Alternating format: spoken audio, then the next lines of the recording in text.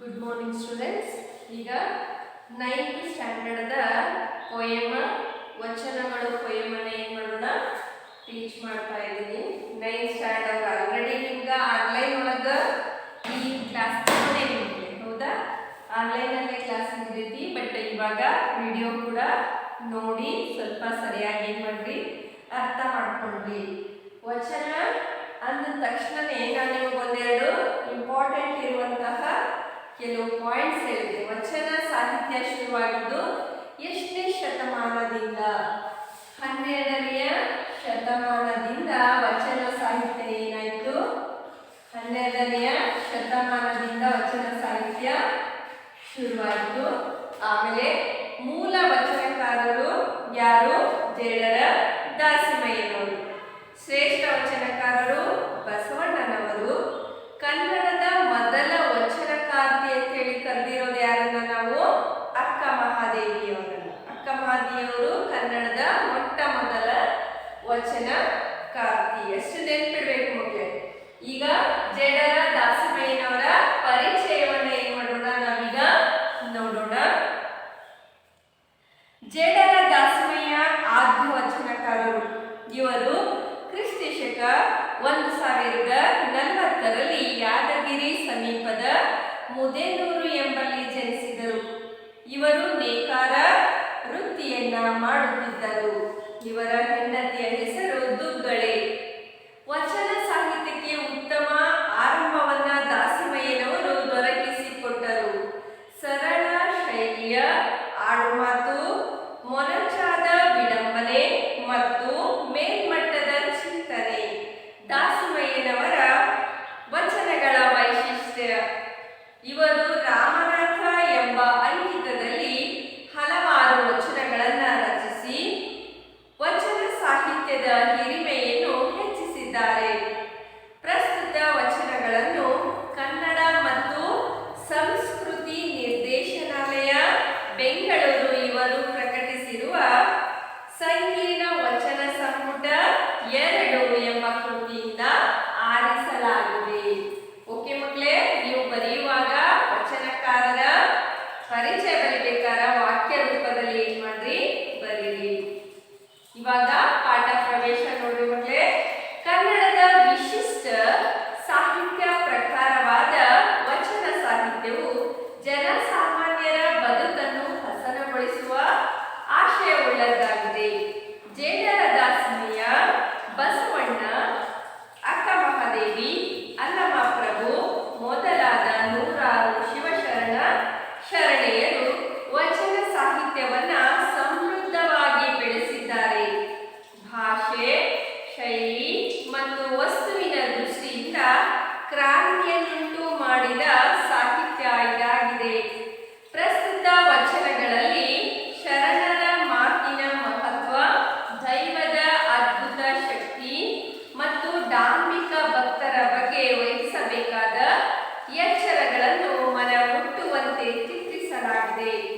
ಚಿಕ್ಕ ಚಿಕ್ಕ ನುಡಿಗಳಲ್ಲಿ ಹಿರಿದಾದ ಅನುಭವಗಳನ್ನು ಹಿಡಿದಿಟ್ಟಿರುವ ಕಲೆಗಾರಿಕೆಯನ್ನು ವಚನಗಳಲ್ಲಿ ಕಾಣಬಹುದು. ನೋಡಿ ಮಕ್ಕಳೇ, ಯಾರೇ ಆಗಲಿ ವಚನ ಸಾಹಿತ್ಯ ಅನ್ನೋದು ಆಡು ಮಾತಿನಲ್ಲಿರುವಂತಹ ಸ್ವಚ್ಛಂದವಾದಂತಹ ಎಲ್ರಿಗೂ ಅರ್ಥ ಆಗುವಂತಹ ಭಾಷೆಯಲ್ಲಿ ಇದೈತಿ. ಜೊತೆಗೆ ಇದರಿಂದ ವಚನಗಳಿಂದ ಸಾಕಷ್ಟು ಜನರು ಸಮಾಜದೊಳಗೆ ಏನಿದ್ದಾರೆ ಪರಿವರ್ತನೆ ಹೊಂದಿದ್ದಾರೆ. ಓಕೆ, ಸ್ಟಾರ್ಟ್ ಮಾಡೋಣ. ಕರಿಯ ನಿತ್ತಡೆವಲ್ಲೇ ಶಿರಿಯ ನಿತ್ತಡೆವಲ್ಲೇ ಹಿರಿದಪ್ಪ ರಾಜ್ಯವ ನಿತ್ತಡೆವಲ್ಲೇ ನಿಮ್ಮ ಶರಣರ ಸುಳ್ನುಡಿಯ ನೊಂದರಗಳಿಗೆ ತಡೆ ನಿನ್ನ ನಿತ್ಯ ಕಾಣ ರಾಮನಾಥ. ಓಕೆ ಮಕ್ಕಳೇ, ಇಲ್ಲಿ ಸುಳ್ನುಡಿ ಅಂದ್ರೆ ಏನು ತಿಳ್ಕೋಬೇಕು. ಓಕೆ, ಸುಳ್ನುಡಿ ಅಂದ್ರೆ ಏನು? ವಚನಗಳು ಅಂತ ಅರ್ಥ. ಸುಳ್ನುಡಿ ಅಂದ್ರೆ ವಚನಗಳು ಅಥವಾ ವಚನ. ಒಂದು ಸುಳ್ನುಡಿಯ ಒಂದು ನರಗಳಿಗೆ ಇರ್ತದೆ. ನೋಡ್ರಿ ಮಕ್ಕಳೇ, ಕರಿಯ ನಿತ್ತಡೆವಲ್ಲೇ. ಕರಿ ಅಂದ್ರೆ ಏನು? ಆನೆ. ಕರಿ ಅಂದ್ರೆ ಆನೆ. ಕರಿಯ ನಿತ್ತಡೆವಲ್ಲೇ ಸಿರಿಯ ನಿತ್ತಡೆವಲ್ಲೇ. ಎಂತ ಆನೆ ಅಂಬಾರಿ ಸಂಪತ್ತು ಸಮೃದ್ಧವಾದಂತ ಆಸ್ತಿ ಪಾಸ್ತಿ ಏನ್ ಕೊಟ್ರು ನಮಗೇನು ಬೇಡ ಅಂತೆ. ಹಿರಿದ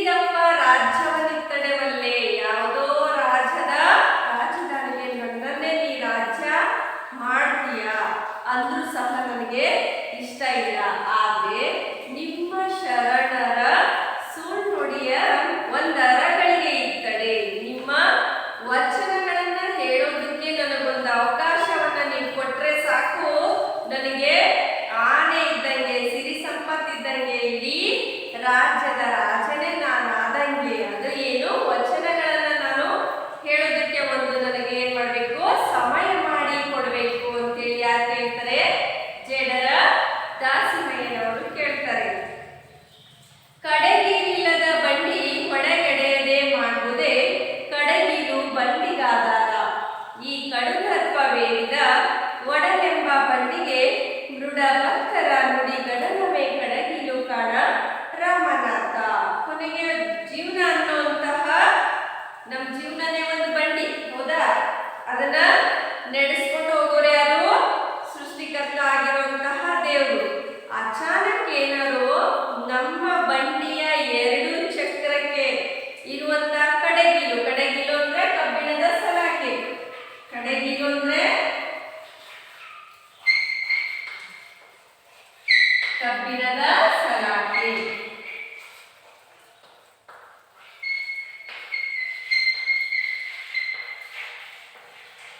ಅಂದ್ರೆ ಎರಡು ಗಾಲಿಗಳು ಆ ಕಡೆ ಈ ಕಡೆ ಬೀಳ್ಬಾರ್ದು ಅನ್ನೋದಕ್ಕೆ ಏನ್ ಮಾಡಿರ್ತಾರೆ? ನಡುವೆ ಒಂದು ಕಬ್ಬಿಣದ ಸಲಾಕೆಯನ್ನ ಸಿಕ್ಸಿರ್ತಾರೆ. ಅದಕ್ಕೆ ಕಡೆಗೀಲು ಅಂತ ಕರೀತಾರೆ. ಆ ಬಂಡಿಗೆ ಅದೇ ಆಧಾರ. ಯಾಕಂದ್ರೆ ಎರಡು ಚಕ್ರಗಳು ಹೋಗ್ಬೇಕಾದ್ರೆ ಆ ಕಡೆಗೀಲು ಭದ್ರವಾಗಿತ್ತು ಅಂದ್ರೆ ಯಾವುದೇ ಚಕ್ರಗಳು, ಯಾವುದೇ ಗಾಲಿಗಳು ಏನಾಗುದಿಲ್ಲ, ಆ ಕಡೆ ಈ ಕಡೆ ಬೀಳೋದಿಲ್ಲ. ಅದಕ್ಕೆ ಕಡೆಗೀಲು ಬಂಡಿಗಾದಾರ. ಈ ಕಡುದರ್ಪವೇರಿದ ಒಡಲೆಂಬ ಬಂಡಿಗೆ ಮೃಡ ಭಕ್ತರ ನುಡಿ ಗಡನವೇ ಕಡಗೀಲು ಕಾಣ ರಾಮನಾಥ. ಕೆಲವು ಸಲ ಅಹಮ್ಮ ತುಂಬಿರುವಂತಹ ಜನರಿಗೆ ಅಲ್ಲಿ ಮೇಲೆ ಏನಿಲ್ಲ, ಕಡೆಗೀಲು ಇಲ್ಲ. ಅಂದ್ರೆ ಕೊನೆಗೆ ಆ ಗಾಲಿ ಕಳಿಸ್ಕೊಂಡು ಬೀಳೋವಷ್ಟು ಏನಿರ್ತಾರೆ, ಅವರು ಅಹಂಕಾರಿಗಳಾಗಿರ್ತಾರೆ.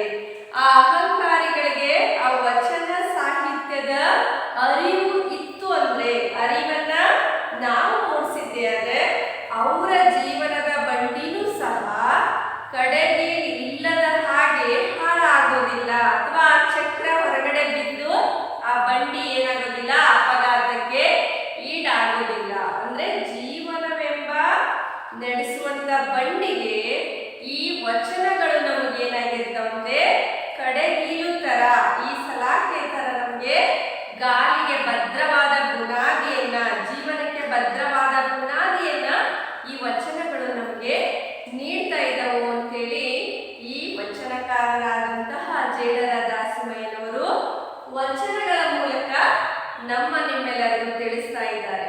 ಓಕೆ ಮಕ್ಕಳೇ, ಅರ್ಥ ಆಗಿದೆ ಅನ್ಕೋತೀನಿ ನಾನು. ಈಗ ಸೆಕೆಂಡ್ ಪ್ಯಾರಾ ಮುಗಿತು, ಥರ್ಡ್ ಮತ್ತೆ ಫೋರ್ತ್ ಪ್ಯಾರಾ ಮುಂದಿನ ಪೀರಿಯಡ್ ಅಲ್ಲಿ ಹೇಳೋಣ. ಓಕೆ ಮಕ್ಕಳೇ, ಧನ್ಯವಾದಗಳು.